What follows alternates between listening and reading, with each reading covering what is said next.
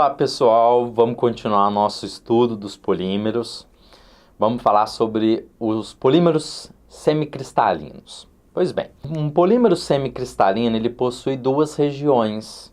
A primeira é a região cristalina, na qual as cadeias elas estão ordenadas, empacotadas. E uma segunda região é amorfa. As cadeias elas estão ali desorganizadas, enroladas e distribuídas de uma forma mais aleatória, digamos assim. Quando esse material ele é submetido a uma força de tração, a deformação ela ocorre por mudanças de forma diferente entre essas duas regiões. Nas regiões amorfas, as cadeias elas podem se desenrolar, alongar e se orientar na direção da força aplicada. Nas regiões cristalinas, a gente chama de lamelas, elas vão primeiro ter uma ligeira expansão e depois uma inclinação na direção do esforço de tração. Continuando, a gente sai de uma região elástica e elas podem se romper, essas lamelas, se reorganizar, e ali você avança a deformação, né?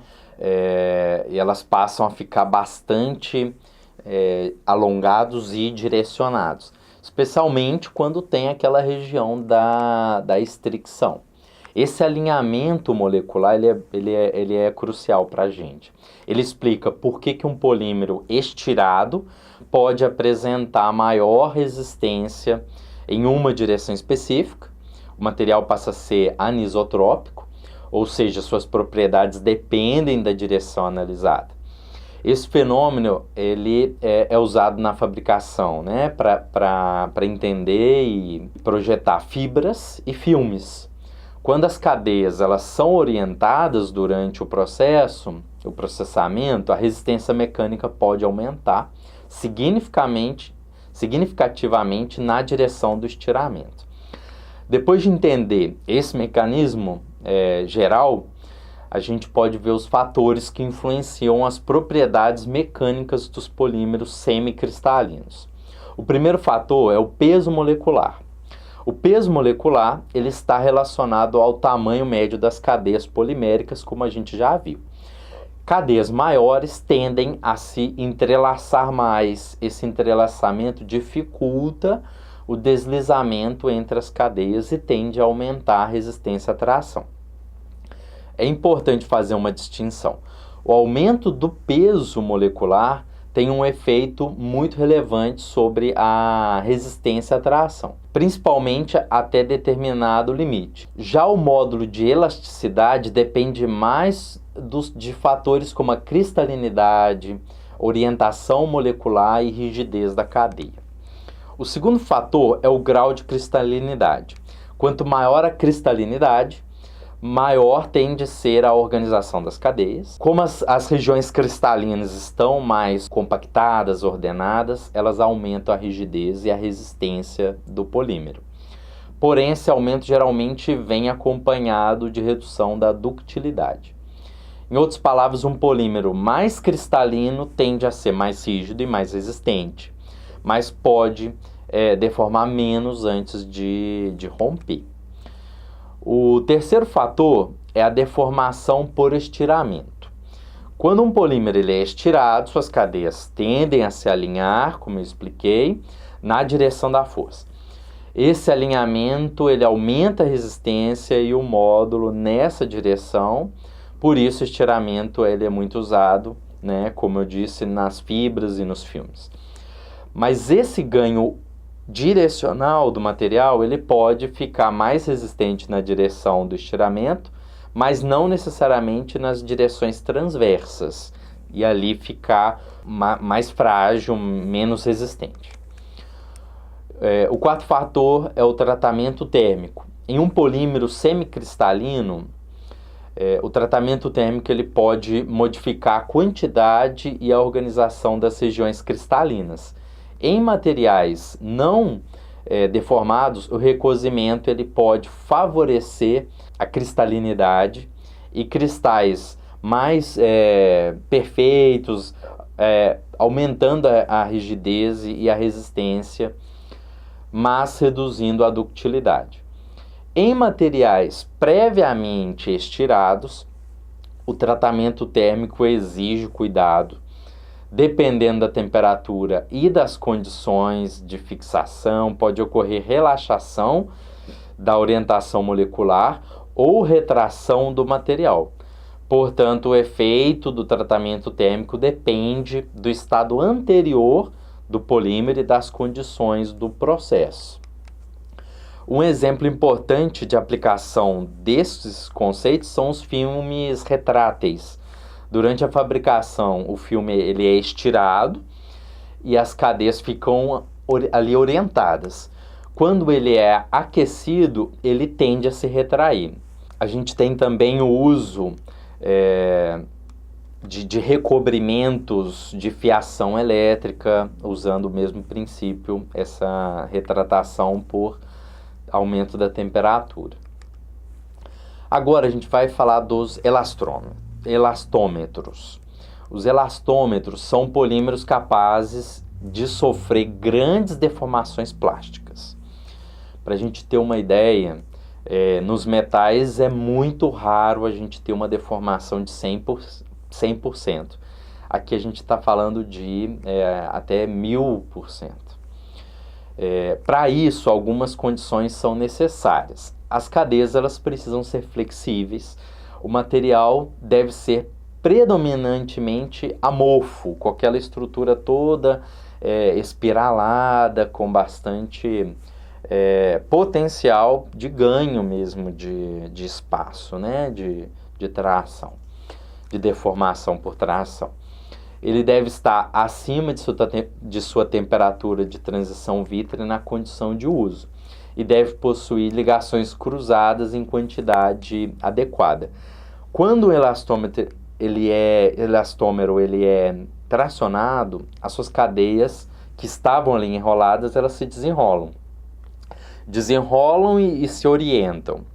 Quando a força ela é retirada, elas tendem a retornar à configuração mais desordenada. Esse retorno explica essa grande elasticidade. As ligações cruzadas elas são fundamentais porque elas impedem que a cadeia se deslizem de forma permanente umas sobre as outras. Elas funcionam como pontos de ancoragem.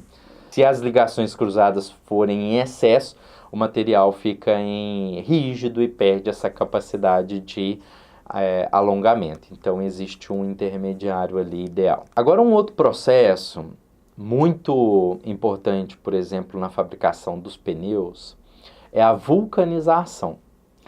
É um processo usado para criar ligações cruzadas, tradicionalmente com enxofre. Melhora a resistência à tração, reduz a deformação permanente, melhorando a resistência à abrasão, à degradação.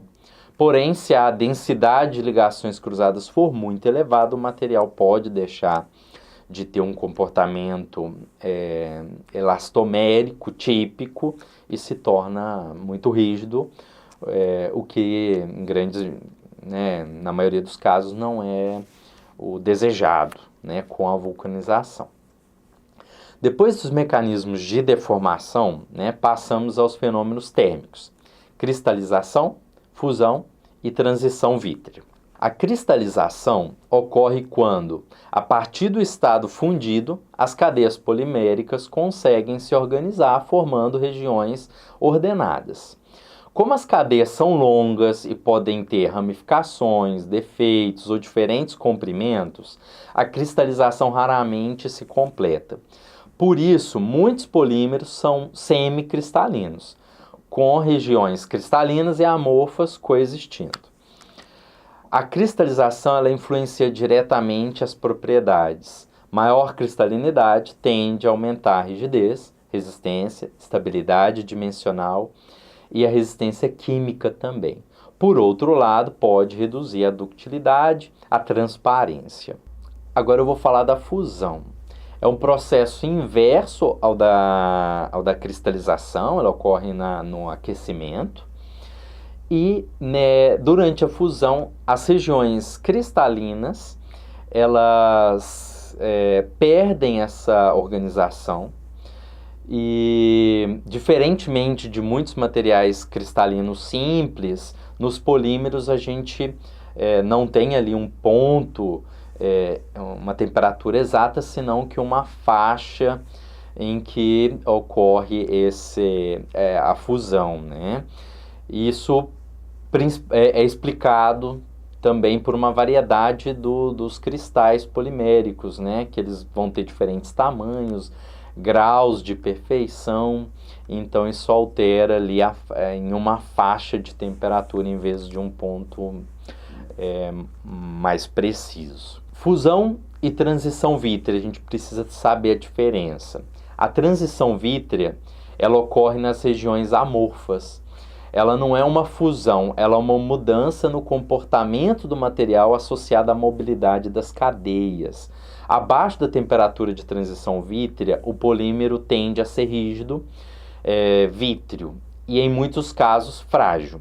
Acima dessa temperatura, as cadeias elas têm maior mobilidade e o material passa a se tornar mais flexível ou borrachoso.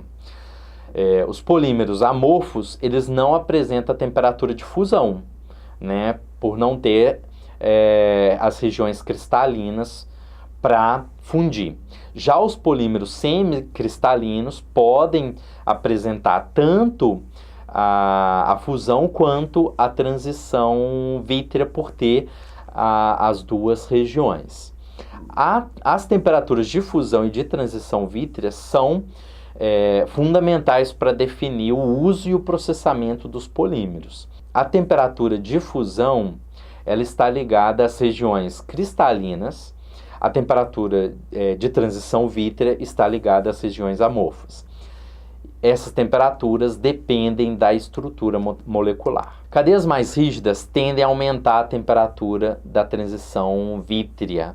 Grupos laterais volumosos também dificultam a movimentação das cadeias e podem elevar essa temperatura. Interações intermoleculares fortes, como associados a grupos polares, também tendem a elevar as temperaturas características. A regularidade molecular favorece o empacotamento das cadeias e, portanto, a cristalinidade e a temperatura de fusão. Já as ramificações tendem a dificultar esse empacotamento, reduzindo a tendência à cristalização. As ligações cruzadas restringem a mobilidade molecular e tendem a elevar a temperatura de transição vítrea. Em polímeros altamente reticulados, como nos termorrígidos, o material não funde, né? Se aquecido demais, eles tendem a se degradar. As propriedades dos polímeros dependem da mobilidade das cadeias moleculares. Se as cadeias conseguem se mover com facilidade, o material tende a ser mais flexível. Se o movimento é restringido por cristalinidade, orientação molecular, rigidez da cadeia ou ligações cruzadas, o material tende a ser mais rígido e resistente, né? Com maior resistência mecânica. No próximo vídeo, nós vamos concluir o estudo dos tipos de polímeros, suas aplicações, a polimerização, os aditivos e conhecer os processos de fabricação. Até lá!